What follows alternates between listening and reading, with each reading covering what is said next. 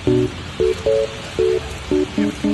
means you have to get out of the stuff. Michelle!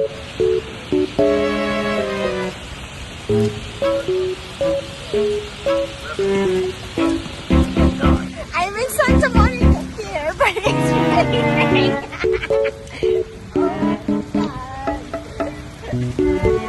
By hook or by crook?